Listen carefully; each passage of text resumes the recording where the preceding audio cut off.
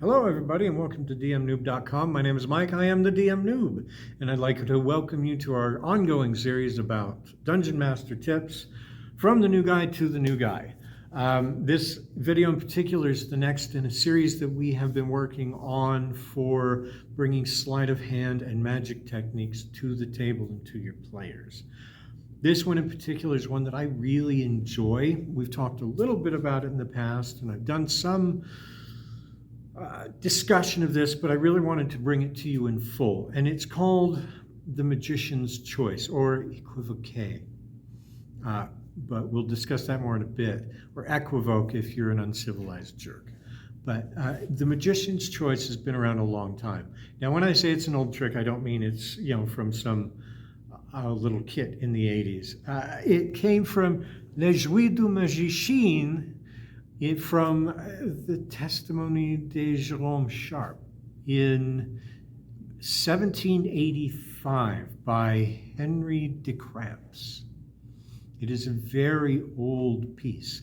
Now, that is as far back as I was able to trace it in the history I was able to find on it. Now, later on I learned about, I didn't learn about it from then, I wasn't around then, but I learned about it in the 80s and 90s from the writings of Phil Goldstein, one of the most brilliant mentalists in the world, and from the writings and videos of Max Mavens, who is one of the most brilliant mentalists in the world. Magicians, you'll get that. For those of you who don't get it and don't know why it's so funny to me, it took me way too long to realize that Phil Goldstein and Max Mavens are the same guy. Yep, I didn't know. But I learned about it from him. Sorry. And one effect in particular called equivoque got me absolutely enthralled with The Magician's Choice. Now, what The Magician's Choice is, it's a little bit like a card force, but up here. The Magician's Choice is a way to present a scenario of a choice, and the player thinks that it is completely and totally a random choice. And if you watch it, if you look at it, everyone around will also think, wow, that was completely a random choice. No, it was not. This went exactly according to plan. I have foreseen it. The work around this is beautiful. The Magician's Choice is just this fascinating piece of arcane beauty. It is an incredible tool to the mentalist and to the magician and to you as a game master. If you learn how to use it properly, it can be a wonderful tool for you. And I'll show you examples in a little bit. Now, basically what it is it uses subterfuge to make a decision seem random when it most definitely is not. Now, vague similarities to something called the multiple outs, which I have used, but I do not use. I grew a hatred for it after a particular show. But let me give you the Reader's Digest version of multiple outs. You've given a choice of, say, one of 5 things to a player, or one of any number of things, X number, to a player that's at your table. And they chose number 3. And you tell them, oh yeah, why don't you reach under your chair, that envelope that's taped under your chair, and open that up. And there was their choice number 3. Brilliant. How the hell did he do that? That's incredible. That's amazing. What if I picked number 2? Rewind. Oh, yeah, wonderful. Why don't you take a look at the envelope that's taped underneath the table? You hear where I'm going with this. What if it's choice number 4? Oh, yeah, this piece of paper I have in my pocket right here. Open it up. It's choice number 4. Or, oh, this envelope that I have underneath my playmat here.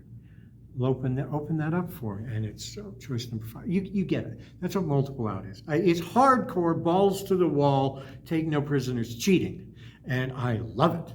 But if you are to use something like that, remember where you fucking put everything and which one is which. Yeah, wasn't a good night.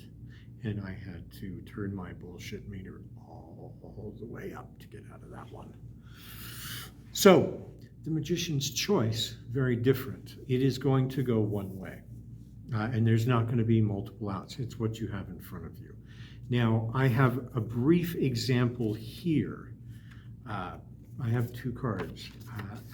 And I'm going to show you a video of this in a moment, but one says yes, the other says no. Here it is in a quick nutshell. Mix them around here. I want them to pick the one that says yes, and I'll get the one that says no. This is not a real world example, this is just a quick example. Okay, so I hold them up and I say, as you'll see in the video demonstration, all right, so I'm going to get one, you're going to get one. Go ahead and point to one. This one? Okay, fantastic. No moving. So a couple of choices here. I'm going to get one, you're going to get one. Go ahead and point to one. This one? Great. You take that one. You see? Watch this video and you'll get what I'm talking about. All right, welcome to the table. I'm joined by Andrew. He is a friend of mine and one of the players in our game. And we actually just finished up a few minutes ago with tonight's session. It was interesting. It certainly was. It was one of the more interesting ones we've had. But Andrew's been a great player so far, and he's been really good about helping everybody keep on track. And he's by no means a rule Nazi in any way, but he's very knowledgeable, and he's helped us all grow and learn. So I really appreciate that. Thank you for everything that you bring to the game. Well, thank you for bringing it all together. Putting it all to work for sure. It's been fun so far. Thanks. So what we're going to do, this is a quick demonstration of, as we talked about earlier in the video, the magician's force, or equivoque. And what you're going to see here is a very simple example of it. Andrew, if you look that way for a moment, I'm just going to show them what these are. You can see those, I guess. And you can guess which ones I would like to get versus which ones I would like him to get. So let's... All right, I think we're good. So I'm going to give you a quick demonstration of how this works. So pay attention to the things that I say and how I approach them, how I say them, and how I direct everything, because that's the critical part that makes this work. So, Andrew, we have two choices here in front of us. One I'll get, one you'll get. Go ahead and point to one. Okay? All right, there we go. Now let's take a look. Now that may seem like a 50-50. Now, because I'm explaining this part of it, let's do it one more time, okay? I forgot which one was it. Okay, so here it is again. I'm just going to mix these real quick. All right, so Andrew, we have two choices in front of us here. Go ahead and point one.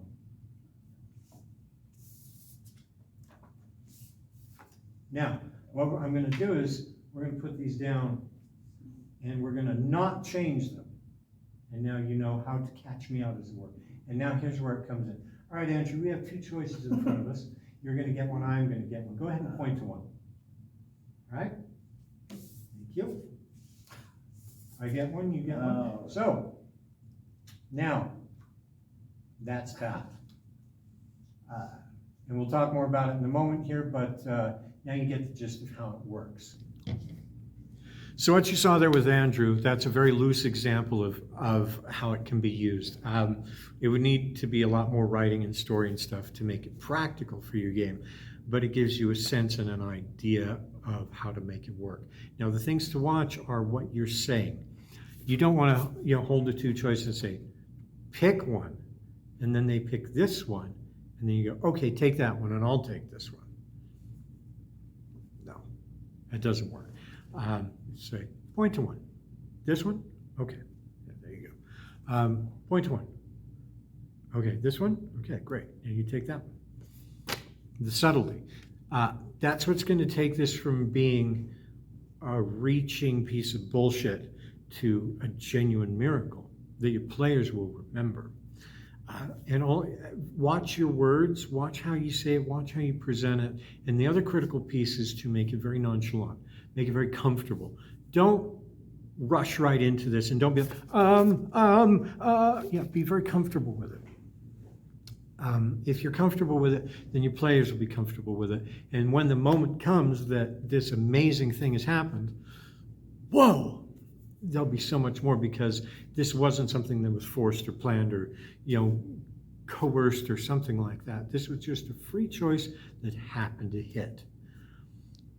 It's a wonderful thing when it's done right. And I've also seen it done wrong, and it is painful to watch. It is Doritos and cream cheese bad to watch.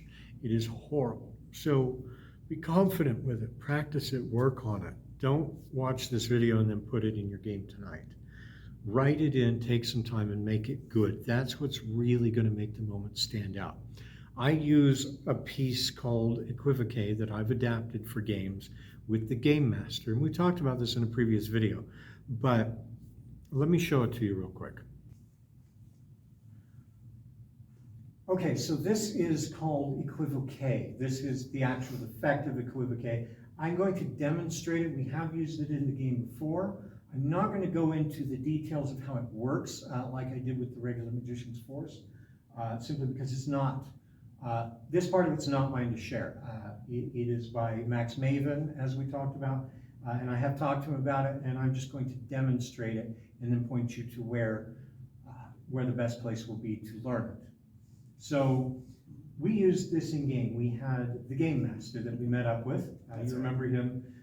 He was rather an interesting character, and he decided to play a little game and suckered you guys into this. And he said, all you need to do is just tell me what's on the other side of this card. And then he took out 3 items from his pocket. Can you see those? They're invisible, but can you see those?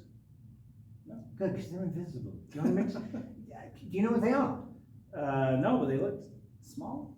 Yes. So you've got a copper, a silver, and a gold. Do you want to mix them up? Sure. They're invisible. They're not really there. All right, so pick up one in your left hand. Okay. Now, what did you pick up? Silver. Pick up one in your right hand, please. What did you pick up? Gold. All right, that leaves me with what? Copper. All right, so we toss it in the air. Heads or tails? Heads. Would you please read that for me? Copper will be heads up. The copper will be heads up. Come on. All right, thank you. It's pretty cool, huh? I love that piece. I've been doing that piece. A miniature version of that piece actually sits in my wallet with me pretty much all the time. If I have people that, oh, yeah, show us a trick, that's the one I do. Because I don't even need that. If I could just have like a business card or a piece of paper and a pencil, I'm set to go.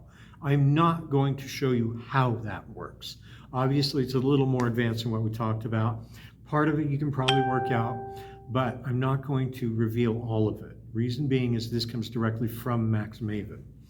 I have adapted it for my shows, but I'm not going to share Max's work directly with you. Those aren't my secrets to share. Now, what I do want to do, and I talked to Max about this a little while ago. He has since been in for brain surgery, but he is doing very well. And my prayers go to him and to his speedy recovery, but he is doing well. He's doing much better. He was talking to the doctors about how jealous he is of them, that they got to see his brain. And a mighty one, I'm sure it is. But what I want to do is point out a video to you called Multiplicity by Max Mavens. It is a wonderful, wonderful video. A link is down below from Penguin Magic. Now, I don't make any money off that. It's not an affiliate thing. It's not a recommendation where I'm saying, hey, do that so that I can make some money. No, this is a recommendation because it is brilliant. It is fantastic.